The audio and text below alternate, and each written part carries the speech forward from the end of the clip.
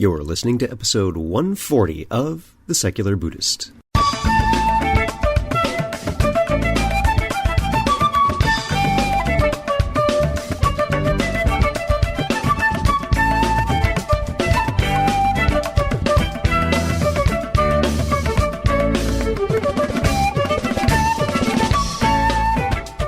Welcome to The Secular Buddhist. I'm Ted Meissner. The Secular Buddhist is the official podcast of the Secular Buddhist Association, a grassroots-driven effort to answer the needs of secular teaching and practice for contemporary society. The podcast has interviews and roundtable discussions pertaining to engaged Buddhist training and practice, and the SBA website has show notes for each episode along with resource materials. Though the podcast focuses on core practice from a secular viewpoint, more traditional teachings are welcome and openly discussed.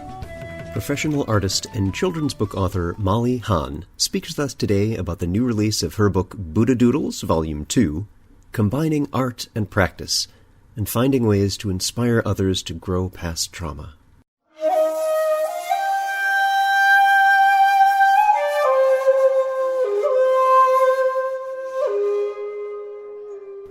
Transforming our lives is a benefit we enjoy from our practice.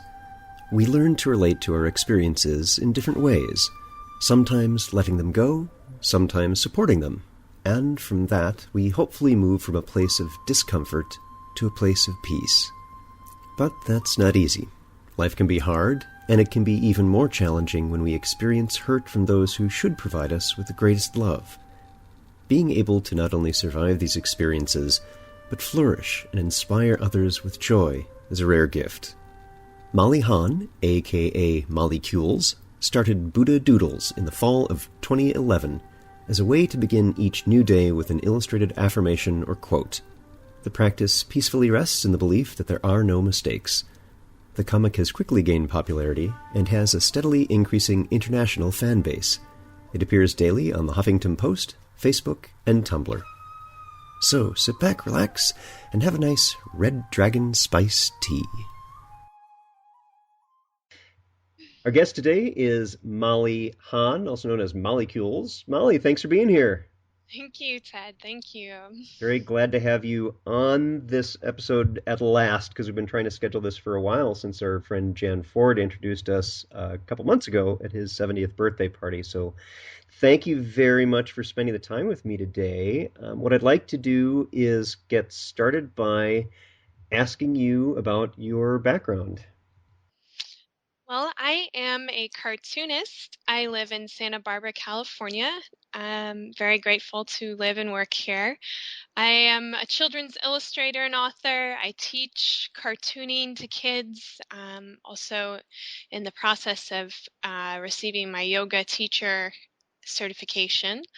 So I actually live and work as a cartoonist, and I am here to talk about that and my work and this daily comic that I've been doing that our mutual friend Jan Ford really resonated with, and it's called Doodles. They're daily whimsically illustrated affirmations, and I started them about a year ago, and yeah, there's so much to talk about.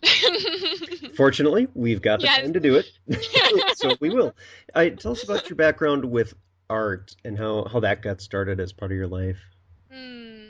Well, as a little girl growing up in a very rural town, if you would even call that, hamlet, perhaps. It was a village, no stoplights, it's up in Northern California. It's Carlotta, California. It's a logging town, really beautiful environment. So I literally grew up like near the redwood forest. I had redwood trees in my backyard. I had a very close relationship to nature, and my imagination was really nurtured by isolation. I think that I really had to be creative with any sort of downtime, and I really turned to art to entertain myself. And so I got really good at entertaining myself in the form of drawing, music, dancing, really just immersed myself in my imagination. And I went to college at UC Santa Barbara. I did not major in art. I actually came in as well, I was an undeclared math major, but I did everything that a math major would do. You know, my college counselor told me, don't declare anything. It's easier to get in, because I was the first person in my family to go to college. And so she really wanted me to get in. Don't declare, but I would have declared if I could anyway.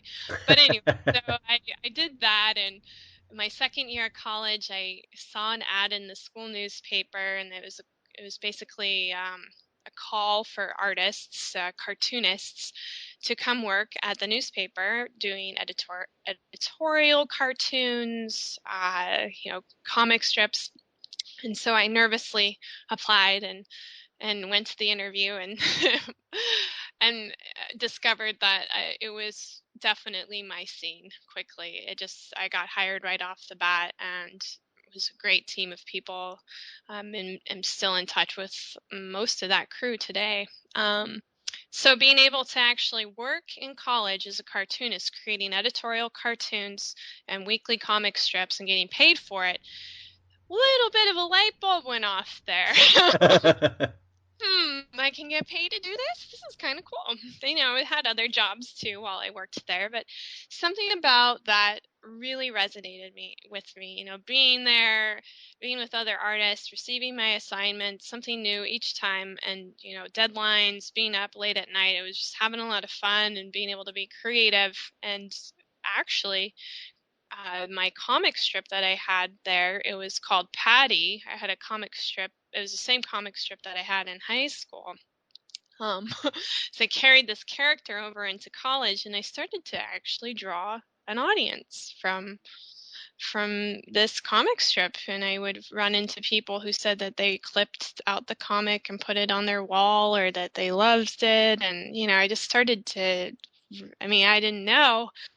I didn't know that was happening until people told me, and it really fueled me even more. It filled my heart with such joy, because I just loved making these cartoons so much. So, in a nutshell, I have always loved creating art, and I also, at some point we can talk a little bit about, aside from growing up in a rural environment, that I had the misfortune of having mentally ill and abusive parents.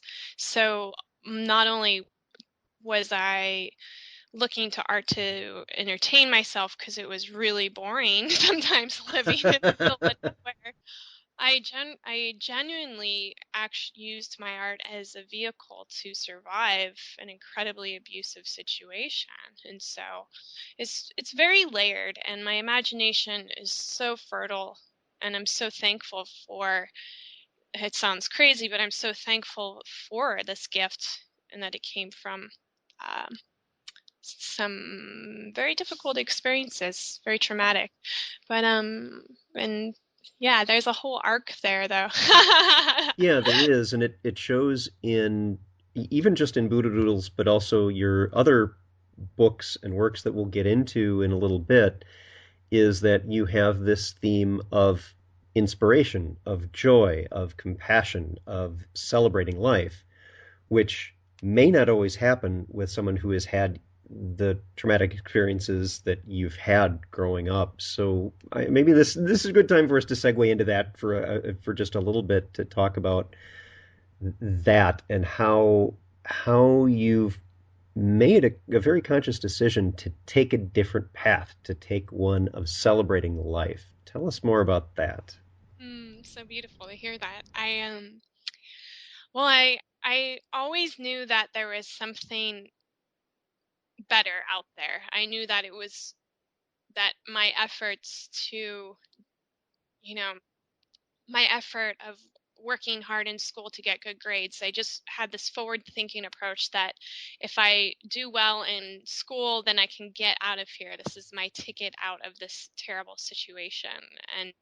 And so I feel that at a very young age, as early as 5 years old. I just have these memories of sitting outside looking at the treetops, like, and just noticing all these details and how the wind was blowing through and making the trees dance, and feeling so connected to this life force and this awareness of his like everything has culminated to this moment of my consciousness, like really young age, just feeling almost overwhelmed sometimes, but by the beauty of that everything's led up to this moment. Everything has just led up to this moment, and feeling that I have a higher purpose. And I didn't grow up in a religious home. I was very much atheist, and so I kind of had to keep quiet about sort of these maybe Well, spiritual leanings. yeah, exactly. And I I also survived a very rare blood disorder as a child. I was diagnosed at age 9 or 10 with this autoimmune disorder, idiopathic thrombocytopenic purpura. I think I pronounced that right. You had to Basically, practice that a few times to get to say it right, didn't you? I say that 5 times fast. But basically, it's ITP. And what happens is that for an unknown reason, idiopathic, your body starts destroying its platelets. And these are the guys that keep you from bruising, bleeding too much. If you have a cut, it's kind of like symptoms are very similar to hemophilia or cancer. So immediately the doctors thought I had leukemia. They tested me for that. They tested me for everything, and then I didn't come up positive for any of that, thankfully. And it ended up being this other rare autoimmune disorder. And I think that it was probably in response to the trauma and the abuse that is manifestation of that. Who knows, really? Thankfully, I did go into remission spontaneously when I was 13, I think, 13 or 14, and it was the day before I was supposed to get a huge operation. It's a crazy story. If talk about like celebrating life and feeling like I was given a second chance, is that I had this disease for many years. The doctors gave me all sorts of steroids when this other form of medication didn't work, and I wasn't responding as strongly to things over time. And sometimes they would just completely take me off of all the meds and then just let me hover at a really low platelet count, which was scary because I had to be in bed all the time. If I bump my head, I might get a brain hemorrhage. It's Yeah, like yeah. death is on the horizon. I mean, like I really felt that this was it. This is my life. I could die, or I'm going to have my spleen removed and be on medications for the rest of my life, and be susceptible to pneumonia or anything. Could get could die from the common cold. If your defenses aren't up. So just knowing that as a kid, that your life is in constant danger, like, and just so when I went into remission, uh, I it, it it was an awakening for me, and I wasn't allowed to do much physical activity for a while. Still, I think it was a couple years even after my diagnosis that I finally was able to like start running. Like it was really, and I just remember when I got that okay, I was out the door. I was like, "Hey, I'm gonna run," and so I would run for a minute and be winded. I was totally out of shape, and then I would work up 2 minutes, 3 minutes, 4 minutes, 5 minutes. I just knew that eventually I could run for 20 minutes, and then I did, and and then I tried out for the track team, and I got put on the varsity team right away as a sprinter, and I just excelled athletically immediately, and I felt such joy, such gratitude, and like that I could do anything. Really, not only was I surviving surviving a very abusive environment, and dealing with my mother leaving when I was 15 or 16. She left our family for another man outside of the country. Just such sadness, trauma, and devastation at home, and on top of that, like given this second chance to live. So it's like this really layered experience growing up. And when I got into college, I took that drive, that expansive drive with me, and I knew that um, I I was going to make a life for myself. And I, you know, I went to UCSB, and I started noticing that the survival mechanisms that really kept me afloat as a child, the things that allowed me to survive, were no longer useful. You know, the mind um, will develop habitual patterns that are beneficial for some environments, and especially in traumatic environments, just, you know, dissociative types of things. Um, yeah, it's I've come so far. I'm like trying to think back to what was it. I just started noticing that I something wasn't right. Like I needed to seek help, and I was really blessed to have found a boyfriend, you know, my sophomore year, who was really supportive and understanding, and and through that I sought therapy, and from one therapist referred to another. And so this is the long end of it, but I have always felt really blessed that things have always in my adult life have, for the most part, worked out in my favor when it came to me dedicating myself to healing. So I actually, in that process, even though I was cartooning, I wasn't really, you know, I had this idea that I wanted to be a children's illustrator. And I remember my boyfriend in college being like, Molly, you'd be so great at it. You should totally do it. And I didn't really have the confidence, and I wasn't really sure what I was going to do with my life when I was like 21. You know, I think a lot of 21-year-olds feel that way. But when I graduated college, and you know, that relationship had ended with my boyfriend, and a lot of things started shifting for me, I decided very strongly that I needed to pursue my creative passions, and cartooning definitely was that that the thing that I wanted to do. And yeah, it and my first book that I created came several years after graduating college. And so there was some time that I spent in LA, and um, I had the opportunity to work with some really great people in LA. I was a production assistant for a graphic novelist, and I learned so much through that process, and I was exposed to a professional side of the industry that I hadn't been exposed to in college, and had also worked for an animation festival that toured theatrically, and I met all kinds of great people. I met some of my idols, including Bill Plimpton, and I got to meet Don Hertzfeldt, who helped curate this theatrically touring animation festival, and Mike Judge. I got to meet him, and he was also a part of this animation festival.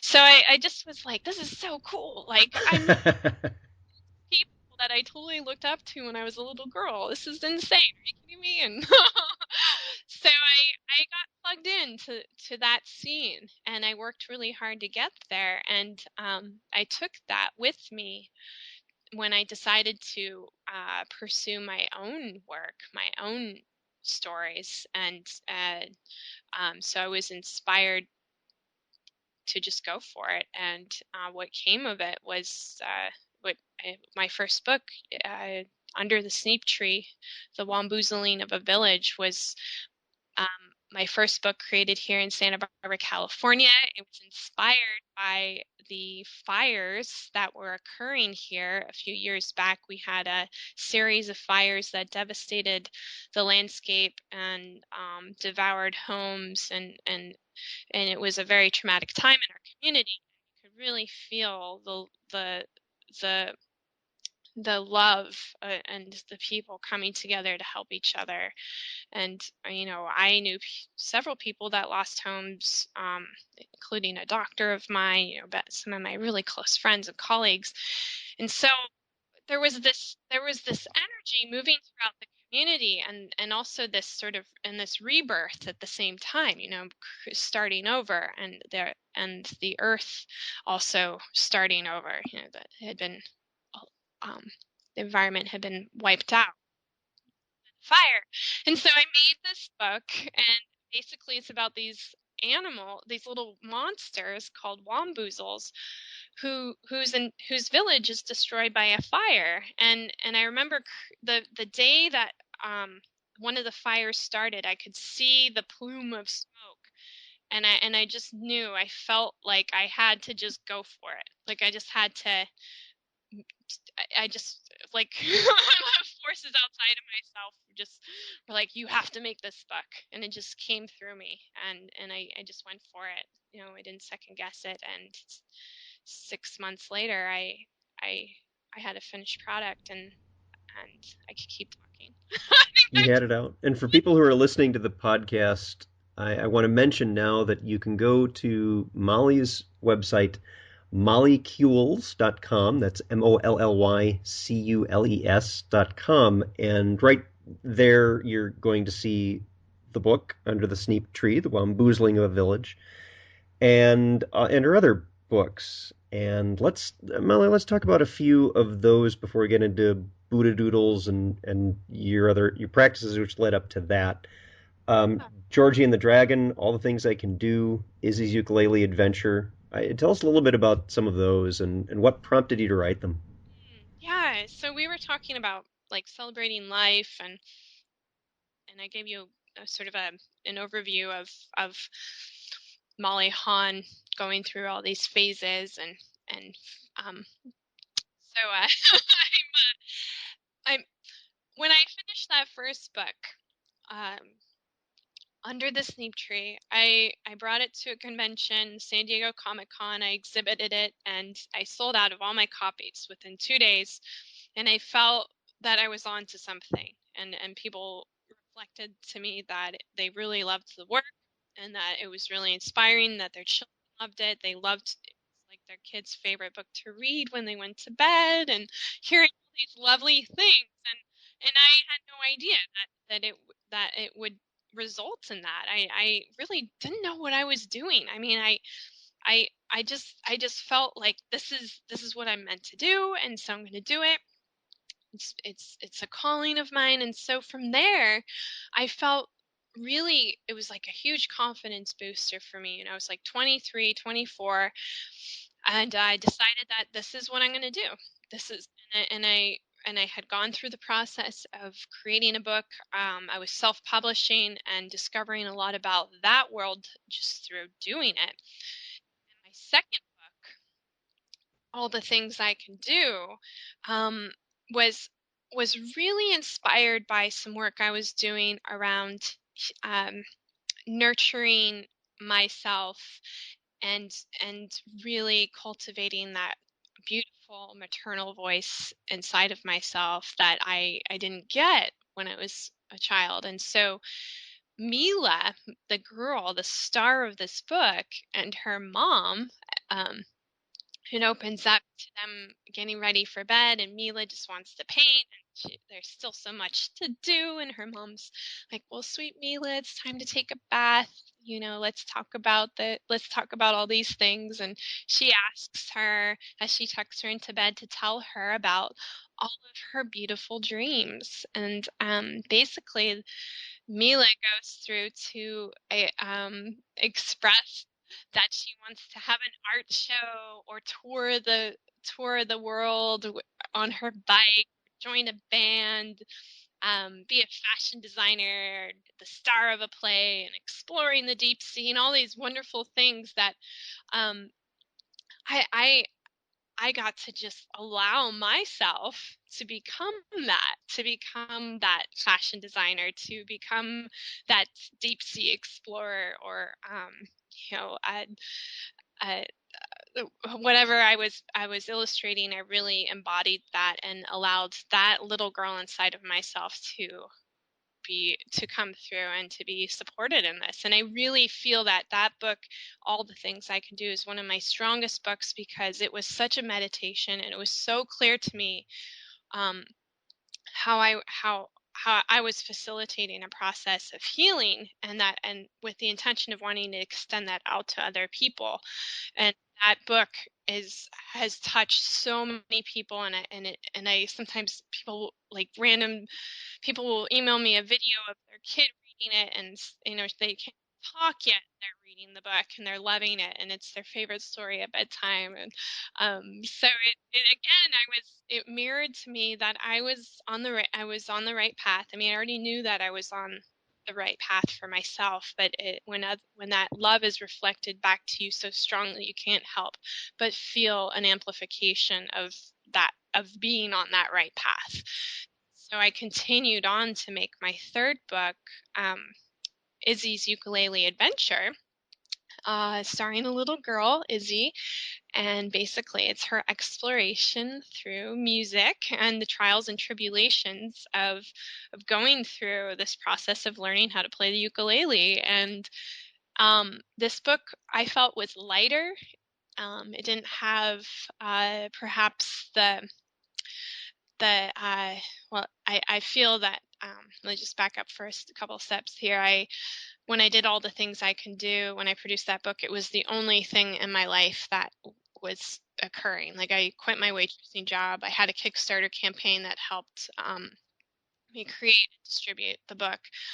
And when I created my next book a year later, I had actually my career had taken off, and I had all this freelance work, and so for the first time I needed to balance that, which was a blessing. And Izzy's ukulele adventure, I felt had a lightness to it because I couldn't really delve into it as much as the other books. So it was an interesting balance and a practice of delegating my energy in different areas. And also the book, I experimented more with emotion and anger. Is it angry? And so I allowed myself to go there.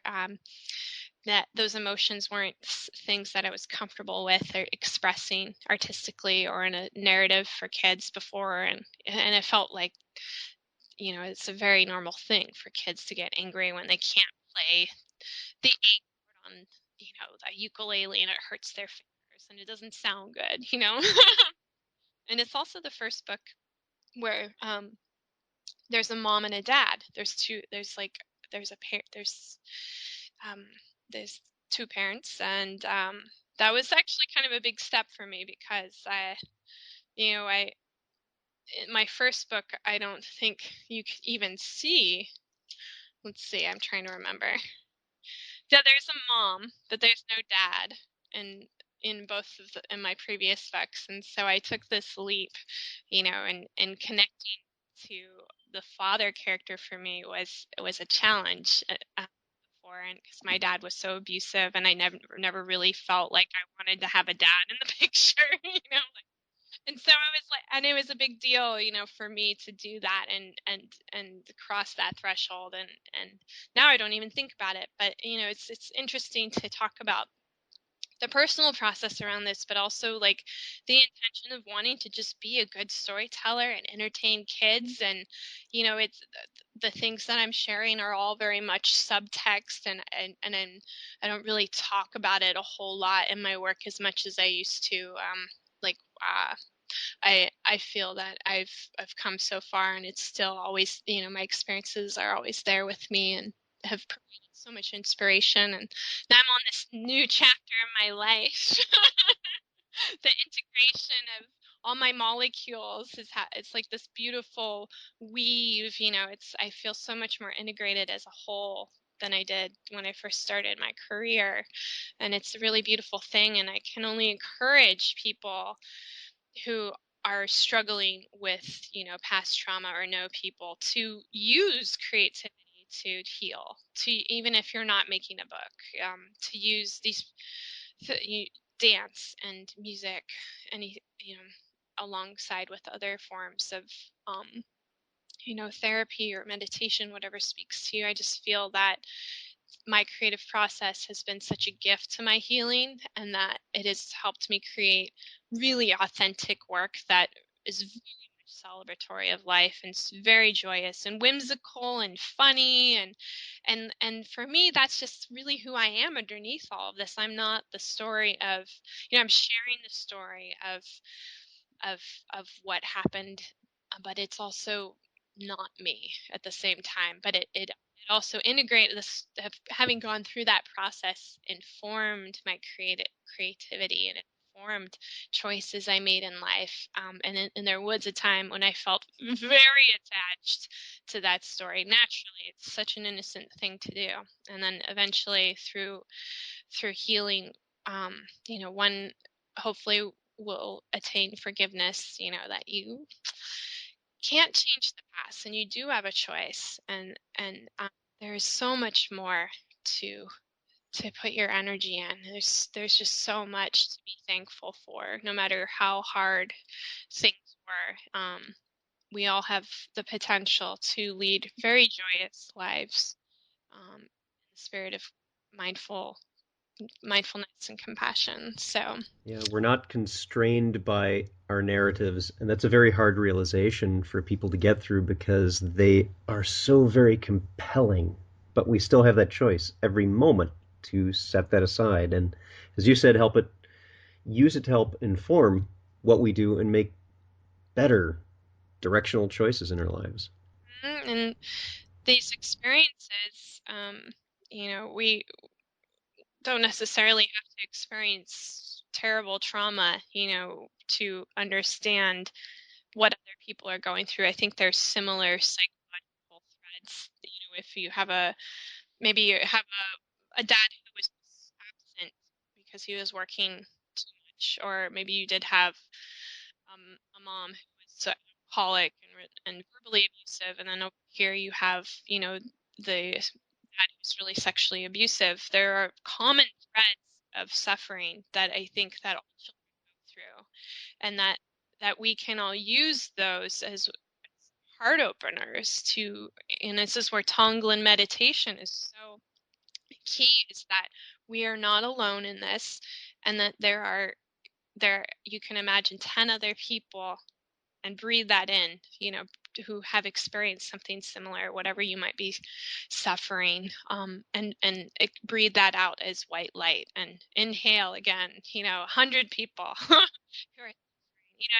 It's that is like the meat to work with, the suffering energy, the storylines, the emotional, the stuff that hurts your heart. It's all such juiciness to work with, and you can transform your cells. You can transform your life and your neural pathways through just choosing to observe it, and to notice rather than become the narrative.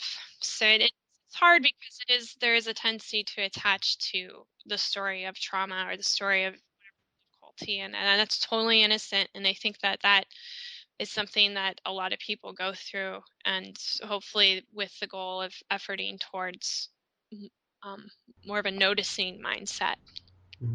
So, Molly, in your own background, having this transformation, this change, you talked a bit about mindfulness and having that separation, this meditative process you go through. Where did that first start coming in for you? Because I want to tie that practice in and where that came from to Buddha Doodles. So when did the mindfulness practice come in? Yeah, when and how? What led you to that, and how did that help you? Wow. Um, that's a great question. It's hard to pinpoint like when it became apparent to me that I was practicing mindfulness. Wow, this is a good question.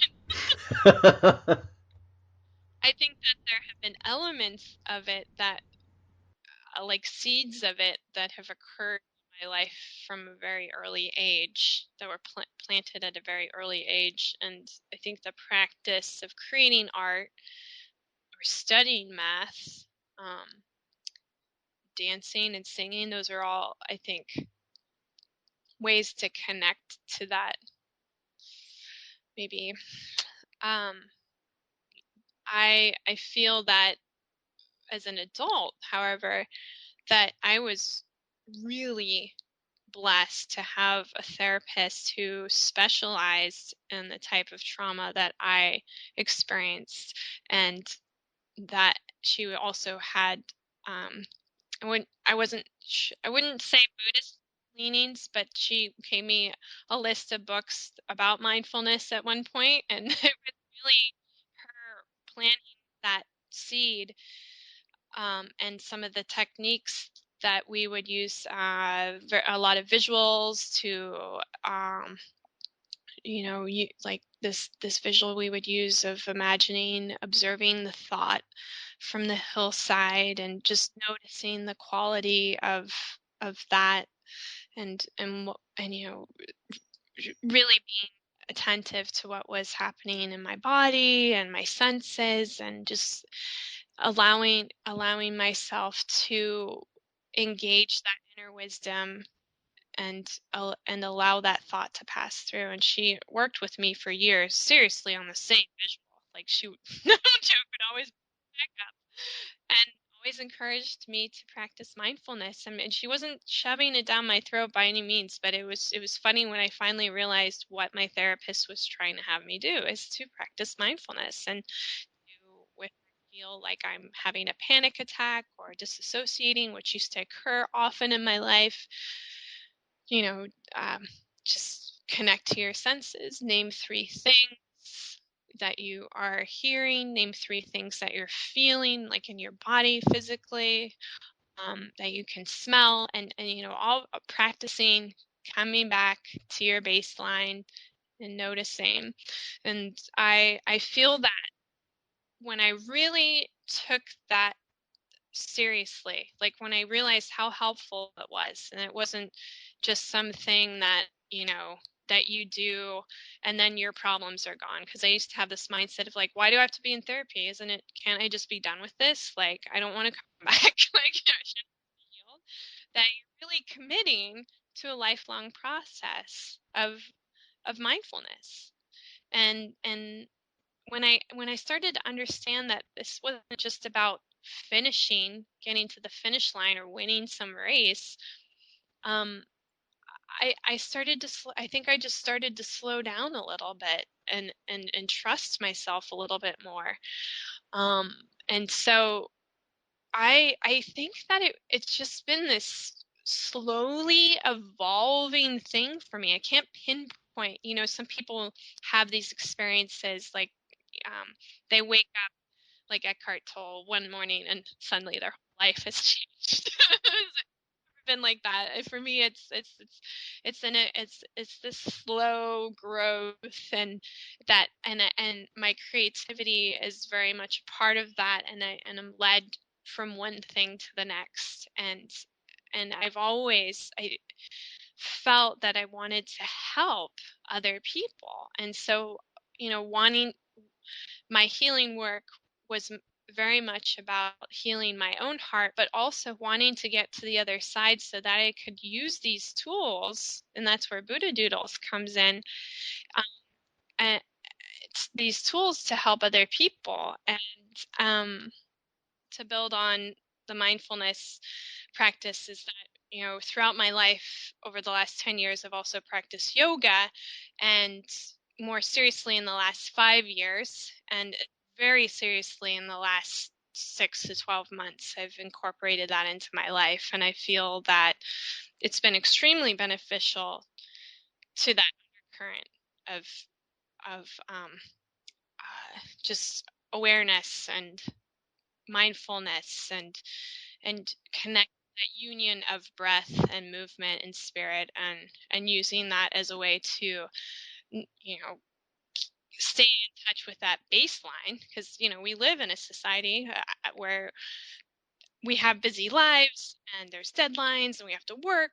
There's this reality of being an adult and working, and sometimes I get stressed out, and my yoga practice has helped me become much more balanced in my life. So Um, so leading up to Buddha Doodles, about a year ago, I was feeling a little funky, you know, um, and I had lost two people in my life, one to suicide, and a family member of mine passed away, and it brought up a lot of grief naturally, and I also at the same time was feeling kind of overworked, in my career, and things were going really well in my career. However, I felt that I needed to do something to make sure that I was taking care of myself in the morning. And for a few years, I had been doing this daily sketch practice. It didn't have a name, and basically, I would just do an illustration, and usually they were very whimsical and colorful and fun. That was my sketch of the day. I did it Monday through Friday, and sometimes I would take breaks. And after doing it for about 3 years, I felt that I needed to do something new. It was quite simple. I needed to do something new, and to make sure that I was taking care of myself in the process. And then it came to me that maybe it's like an affirmation or something, because I hear that's good for you. But I don't want to just like read a quote, or I need to like draw it. I need to really work it out in that part of my brain, my right brain, or wherever. So I just went with that. Allowed myself to be drawn towards that practice, and I did not know it was going to be called Buddha Doodles. And the name came to me, I think one night, as creative things happen, you might be vacuuming the floor or scrubbing the toilet, and suddenly you have this idea. And it was kind of like that. I can't exactly pinpoint how the name came about, but when I Googled it, I couldn't find anything with that name. Nobody had owned the domain. And I was like, really? Are you kidding me? I mean, it's so cute. How come nobody's thought of that?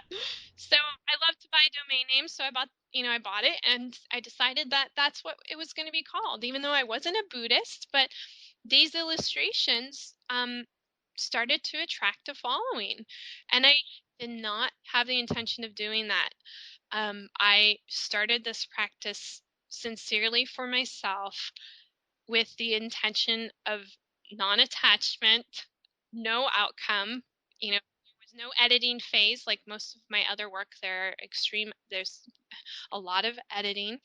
And if my Buddha had three fingers and two toes and a funny looking belly, no, there was no erasing. I was not allowed to do that. And it was very much for me to connect back to that spontaneity and joy of being a little kid and just making doodles and having fun with art. And so I started to feel like it was transforming my life on a day-to-day basis, because I would meditate through the practice of drawing. I would actually embody that quote, embody that mantra or affirmation in a way that just reading it wouldn't do for me. I would, having the drawing element really worked it through my system on a deeper level. And so I would do the Buddha doodle. It takes me about 20 to 30 minutes, and I upload it, as I've been sharing all of my art for the last 10 years online. I started my website, molecules.com, when I was 19. And so I love to share what I love to do. And so people started to really dig it. And I started a Tumblr account, and that attracted people very quickly. And I felt that maybe I should start doing this a little bit more often. After, I think the first couple months I just would do it maybe twice a week. And then I started doing it 5 times a week.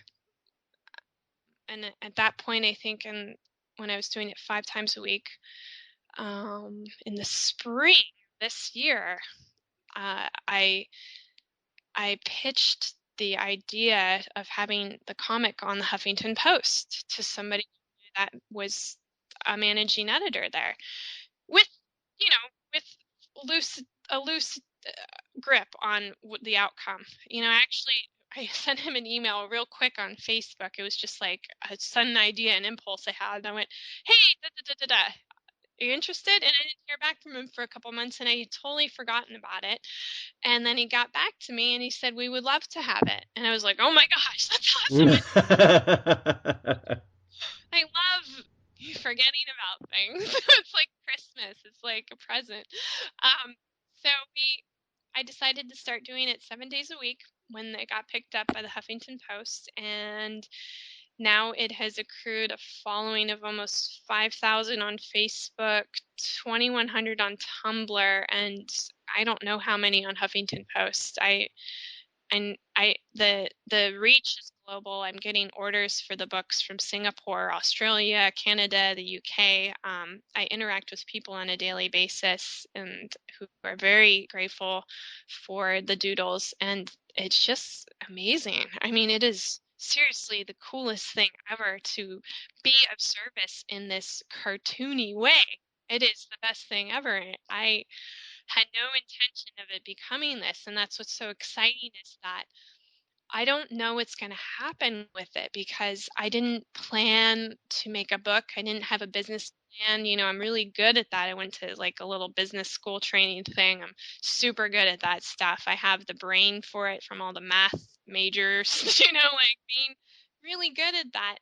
This was such a relief for me, because it was the whole reason I started it was just for fun, and something quick and easy, and in the spirit of compassion and and and and the beauty of life. And they're these little affirmations, and they're fun. And and it was asked of me from fans to make a book, and so I thought, oh, okay, I'll make a book. And so I made a book, a compilation of a couple seasons worth of Buddha Doodles. And then at the end of the summer, I asked my fans if they'd want another book, but do you want it every season or every other season? Whatever they want. I mean, it's this democratic process. And the poll, I took a poll, and they said every season. And so I was like, okay, and then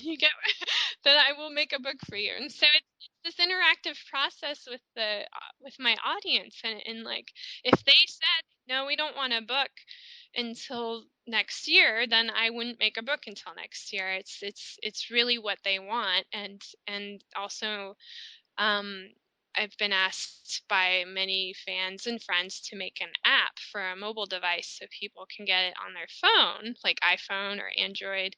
And I listened, and now we are actually in the early stages of development on an app, which is super exciting, and we're going to launch a Kickstarter for it. Again, it's really in the vein of being of service. I had no intention of developing an app when I started this project. I am so thankful to be able to do this, even though I didn't mean to. Well, it's a wonderful confluence of practice for you, because you were doing this to support what you were doing in a free form, non-structured kind of way. It's giving back inspiration in a transformative way that's been helpful to you, to others. It's an expression of your artistic side. It's all of these things coming together to produce something wonderful. And I have a book here that you signed that I got from you, and my one request is on your prints page, you add the one, it's about halfway through. It's "With our thoughts, we make the world." And that is one of your quotes. And that is my favorite piece in the first book. And I'm eager to see the second book, which is just coming out as this podcast is coming out, along with the Kickstarter. So folks who are listening, got links to those. Come on the episode page. and be sure to check those out. Molly, is there anything else that you wanted to mention before we break? We take ourselves too seriously sometimes. You know what I mean? Like, and it gets a little meta sometimes, like being alive and being mindful and talking about being alive and talking about being mindful. Like, you know what I mean? Like, it's good to like connect to the ability to be cerebral and use that part of our minds to be aware that we're thinking mindfully. But sometimes it's like, okay, let's just have a dance party and a cartoon. You know what I mean? Like, let's lighten up a little bit here, people. I'm just so thankful to be able to share with you and your listeners about my life and my practice and this constant evolution, and that I really, really love connecting to people and sharing my art and hearing from people. I interact on Facebook and email, Twitter, everything, and I do my best to stay in contact. So, I just really want to let everyone know how thankful I am to be able to do this, and that it really fuels me. And I can only see things continuing to grow and finding new ways to be of service as well. Yeah, so thank you, Ted. Excellent. Very glad to have you here. And for folks listening, the two sites I want you to check out are Molly's home site that she'd been working on for a long time, www.mollycules.com. That's MOLLYCULES.com. And, of course, www.buddhadoodles.com. Molly Hahn, thank you very much for being here. Thank you, Ted. It's been such a pleasure, and I'm so thankful that Jan, our dear friend, who turned me on to your podcast, and he passed away recently. He's been a guest here. Such a beautiful person. I'm so grateful that he connected us. So just want to send him some love. Thank you, Jan.